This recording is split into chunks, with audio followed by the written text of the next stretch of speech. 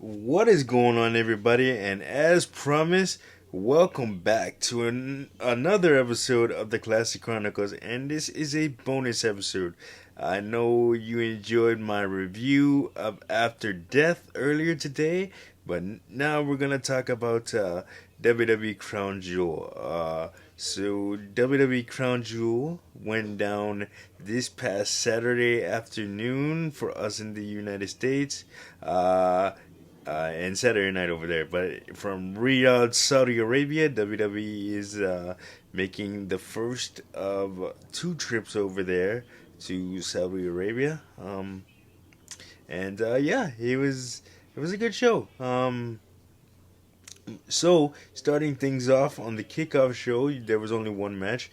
It was Sami Zayn taking on J.D. McDonough. And the story here is Sami Zayn is feuding with the Judgment Day, Damian Priest, Rhea Ripley, and Dominic Mysterio, and Finn Balor.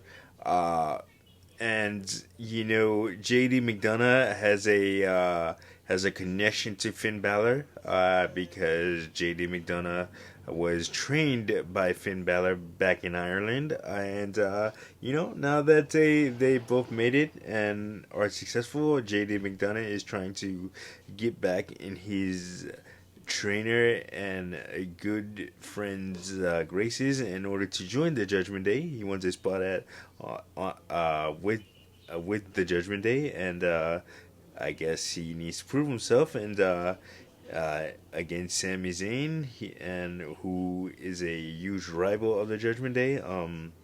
Going back to their days when he and Kevin Owens were both on Raw, and they were feuding with the Judgment Day over the WWE Undisputed Tag Team Championships. But Kevin Owens has been moved to SmackDown, and so now Sammy's on his own, doing his own thing, and this is a continuation of that. And yeah, so the Judgment Day.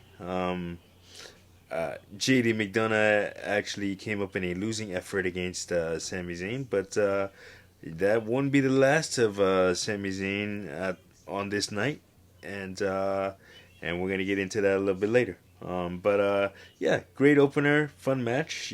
Crowd was hot, and on kicking off the night of Crown Jewel on the main show. This is Crown Jewel itself, the premium live event. Uh, Seth freaking Rollins, excuse me, defeated Drew McIntyre to retain the WWE World Heavyweight Championship. Drew, there have been talks about him leaving the company. His contract is set to expire in a couple of months, and nobody knows what his next direction is. If he's going to resign or go back to the independent scene like he did, or sign with another major company like AEW or Impact Wrestling. Nobody knows what he's gonna do, but Drew McIntyre himself, people speculate, but they don't know. And in the end, it's up to the individual and looking at various factors on what they want to do. But yeah, hell of an opener. Drew and Seth always deliver. They're two of my I can watch any match of theirs all day, every day, because they're just so great in the ring, and together they have unbelievable chemistry. And that's one of the things that you have to. That's one of the things that makes a great wrestling match, which is chemistry. If you don't have chemistry in there, you're like nothing that you do is going to be believable. And if it's not believable, if you don't make it believable, the crowd watching it is not going to believe. So it's very very very very good to see those two have the match that they had, and it was a great opener. Drew McIntyre zeroed in on Seth Rollins' back, which is a very, very real life problem. Seth has had back problems, but he's still pulling through. And they gave each other a hell of a match, but Seth prevailed in the end with a curb stomp, followed by with a curb stomp, and got the job done. But like I said, this wasn't the end of things here because after the match, Damian Priest, who holds the Money in the Bank contract, attempted to cash in on Seth freaking Rollins to in an attempt to become the new WWE World Champion, but that was thwarted by Sami Zayn, and Sami stole the briefcase and stole Damien Priest's briefcase and ran through the crowd. And it'll be interesting to see what happens tonight on Raw as we deal with the fallout from Crown Jewel. Anyway, but next up, you had it was a fatal five-way match for the WWE Women's World Championship, featuring Zoe Stark, Nia Jax, Raquel Rodriguez, Shayna Baszler, and of course the reigning and defending WWE Women's World Champion Rhea Ripley. Uh, you know, it was a fun match and a big step for the progression of women as far as Saudi Arabia goes. Because if you watch the first Crown Jewel and the first couple events in Saudi Arabia, women weren't allowed, and there were no. Not even in the crowd they weren't allowed to watch the event. So this is a big step having the ladies go over there and represent WWE and in a positive light. It just does so much more for the progression of the country and the WWE brand itself internationally, and all so it's a good thing. Like I said, all five women bought it, but Rhea Ripley came out on top. She hit her finisher, the Riptide, on top of.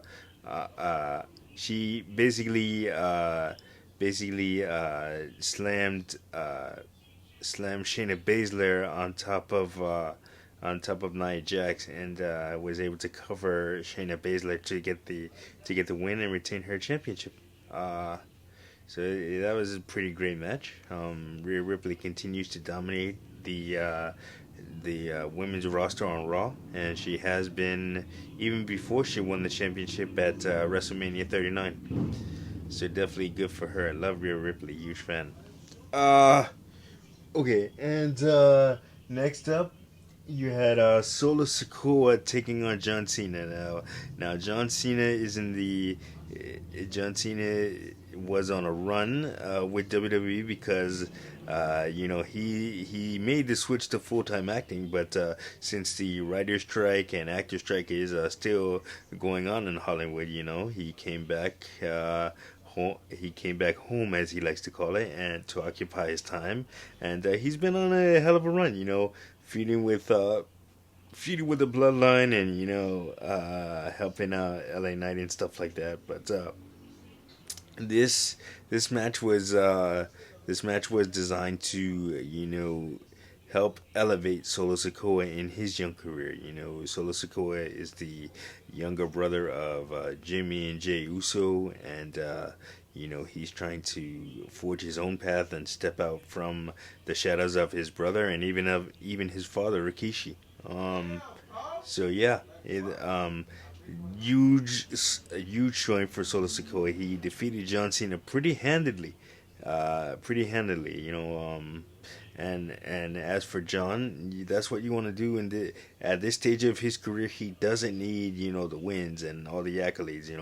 His career accomplishments are a mile long. From 16 world championships to Royal Rumble winner to Money in the Bank winner. This guy's basically he's done it all. And at this point, it's he's there to elevate talent. And despite what people say about him and him holding people back or burying people, as they say in the wrestling business. But yeah, no, John is a class act. I've had a chance to meet and interact with him a couple of times, and what you see in that ring is what you get outside of it, man.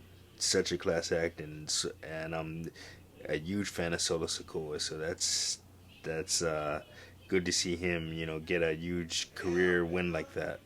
Uh, Anyway, next up, Logan Paul was vying for the WWE United States Championship against Rey Mysterio, and Logan Paul got the job done. Be it through some questionable tactics, but you know, say what you want about Logan Paul, but the guy puts in the work. He doesn't just want to be another celebrity in wrestling. A lot of these guys come in for like one-offs and stuff like that, and they're having fun out there, but you can tell that they didn't work on it, and they don't make like they're just it's great to have fun, but like if you're gonna step into the ring, put in the work to make it look believable and stuff like that. And some of these celebrities don't. But Logan Paul, like I said, say what you want about the man. You could love him, you can hate him, but he has put in the work, and it shows when you watch him perform. And major props for, because there was a point in the match where Rey Mysterio was going for a moonsault and off the second rope, and he over rotated and overshot himself, and he could have landed on his head, but Logan Paul, being the quick thinker that he is, he saved him. He caught him and he saved him from what could have been a serious injury. So for Logan to be that aware this early on in his pro wrestling career, I think he's only 8 matches in. That's you can't teach that. That's just hell of a thing for Logan Paul to be aware of, to save Rey Mysterio from a career and possibly life-threatening injury. It looks small, but the people that have, myself and a lot of people that pay attention to those things, they could tell that it could have been very, very disastrous for Rey Mysterio. But Logan Paul being was a consummate professional in that moment, and major props to him. But and also major props to Logan for becoming the United States champion. This is his second attempt at a WWE at a championship in WWE, because if you watched the last year at Crown Jewel at that same event, he took Roman Reigns to the limit for the WWE Universal undisputed Universal Championship. So yeah, Logan Paul puts in the work, and major props to him. Can't wait to see what happens with him now that he's United States champion. And Next up, you had Io Sky defending the WWE Women's Championship against Bianca Belair. Bianca Belair lost the championship at SummerSlam this past year, and Io Shirai of Damage Control is, she's a great competitor in her own right, but having Dakota Kai and Bayley watch her back makes her much more dangerous, and it was a great match. Both women, I should say, deserve a pat on the back for the match that they put on. And the surprise was at the end of the match, really, because it had been rumored that Kairi Sane had re-signed with the WWE after being released in 2021 in the midst of the COVID pandemic. But yeah, she's back now, and she's reuniting with her princess. Princess Sky's partner, Io Shirai, and that's pretty cool, and it's pretty cool, but it does set up a great dynamic between, it begs the question: is Io Shirai still part of Damage Control, or will she just leave Damage Control and go with Io Shirai, and they dominate the tag team division? So a lot of questions there, but major props to both of those ladies, like I said, and yeah, that was out. Next up, after that, you had You had Cody Rhodes versus Damian Priest in the semi-main event. You know, these two, man, such great chemistry in the ring. Cody has been warring with the Judgment Day ever since the summer when he wrapped after he wrapped up his storyline with Roman Reigns for now, or it was put on hiatus. You know, they were feuding. He was feuding with Dominic Mysterio, then Finn Balor, and then he and Jey Uso won the tag team championships, and then the Judgment Day took them, and it's yeah. So Cody's been feuding with Judgment Day and Damian Priest for the longest, and this is just another part of that feud. And in this particular battle, Cody got the win on Damian Priest, and loved Damian Priest. Followed his career for the longest time, ever since he was Punishment Martinez in Ring of Honor. Uh, Such a huge fan of Damian Priest, and he's amazing, and so is Cody. Love Cody too, and glad to see him back having fun again in wrestling. And your main event was for the WWE Undisputed Universal Heavyweight Championship. LA Knight looking to dethrone the longest reigning champion of the modern era, going on 3.5 years now, Roman Reigns. And obviously, people at this point, people want to see anybody just dethrone Roman Reigns. But me personally, I love Roman, and this is the ever whoever decided to make him heel or turn him heel is a genius. If Roman did it on his own accord, then he's the genius. But whoever had a hand in turning him heel is deserves all the praise in the world, because it basically saved his career. Um, and yeah, so I love this run that he's been on, this 3.5 year run, and if he is the if he remains the WWE Undisputed Champion through next September, so September of 2024, he'll break Hulk Hogan's reign as uh, I believe it's a combined day reign of days as champion, but he would have done it consecutively, which makes it even more historic.